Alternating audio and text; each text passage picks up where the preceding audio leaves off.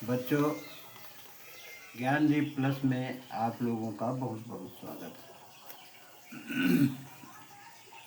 बच्चों, आज हम अमेरिका ईरान की वार्ता के बारे में जानेंगे। ये कैसी वार्ता है और क्यों ये रोज आगे पीछे हुआ करती। वास्तविकता ये है कि ईरान और अमेरिका की वार्ता फेल होने पर उसका क्या अर्थ निकलेगा और भविष्य क्या होगा, इस बारे में हम जानते हैं। दोनों देशों के बीच में चल रही वार्ता का असफल होना, जो शांति का प्रतीक थी,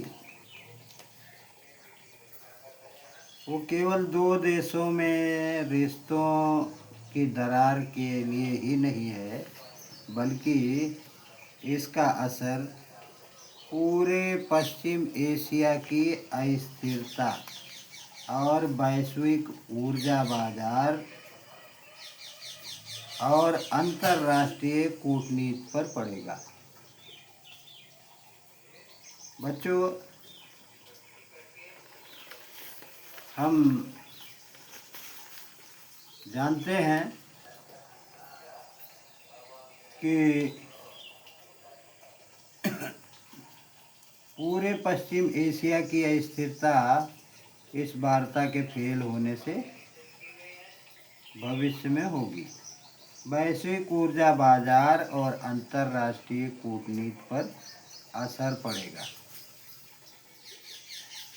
यह विफलता कई स्तरों पर गंभीर संकेत देती।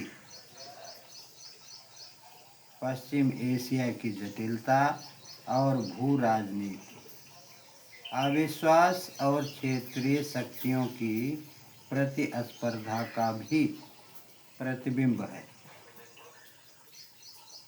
ऐसे में यह कहना कि इस विफलता के लिए पाकिस्तान पूरी तरह जिम्मेदार है, एक अति सरलीकरण होगा। हालांकि उसकी भूमिका को नज़रअंदाज भी नहीं किया जा सकता। लेबनान में इजराइल के द्वारा की जा रही बमबारी, जिस पर ईरान ने अपना विरोध दर्ज कराया था, वहीं ईरान की इस सूत्री बातें, ईरान की 10 सूत्री बातें और अमेरिका शुरू के मामले में अमेरिका का इनकार करना। अब ऐसे में वार्ता हुई तो बताया जा रहा है कि पाकिस्तान ने एक दूसरे देश की बातें साझा की, जो वार्ता का हल ही अस्पष्ट कर देती। पाकिस्तान से जाते समय अमेरिका के उपराष्ट्रपति जेडी वेंस ने भी वार्ता फेल होने की जानकारी दी। शांति वार्ता के फेल होने के कुछ कारण हैं। सबसे पहले, क्षेत्रीय अस्थिरता को बढ़ाने का संकेत। इजराइल, लेबनान, यमन और खाड़ी क्षेत्रों के तनाव मौजूद है। ऐसे में वार्ता का टूटना टकराव की संभावना और बढ़ा कर देता है। ईरान समर्थित समूहों और अमेरिका समर्थित शक्तियों के बीच परोक्ष संघर्ष तेज हो सकता है। दूसरा बड़ा प्रभाव तेल बाजार पर पड़ता है।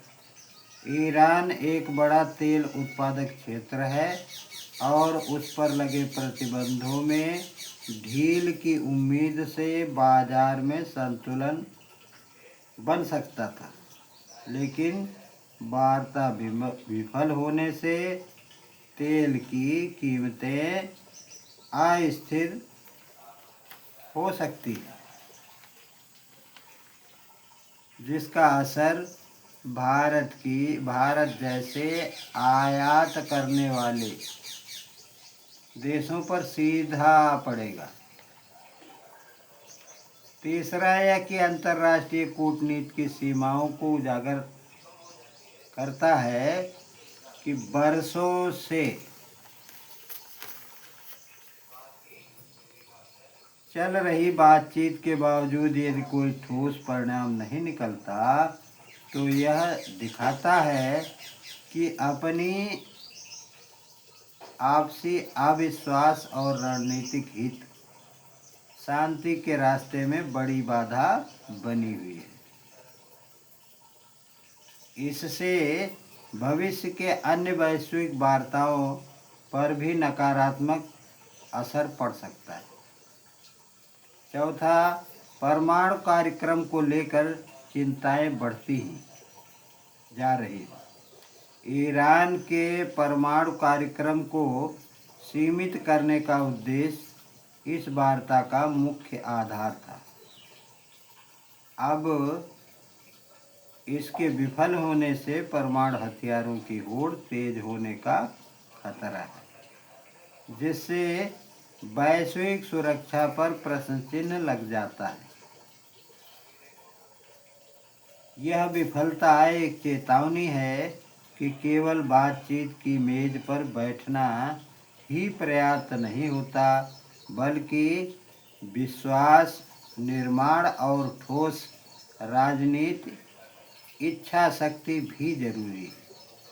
यदि विश्व की शक्तियाँ समय रहते समाधान नहीं निकाल पाती हैं, नहीं खोज पाती हैं, तो इसका खामियाजा पूरी दुनिया को भुगतना पड़ेगा। बच्चों, वहीं पाकिस्तान की भूमिका की बात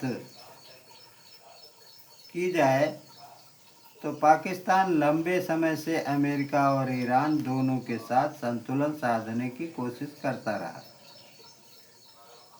एक और अमेरिका का रणनीतिक साझेदार रहा, वहीं दूसरी ओर ईरान के साथ उसकी भौगोलिक निकटता और ऊर्जा हित जुड़े हुए हैं। हाल के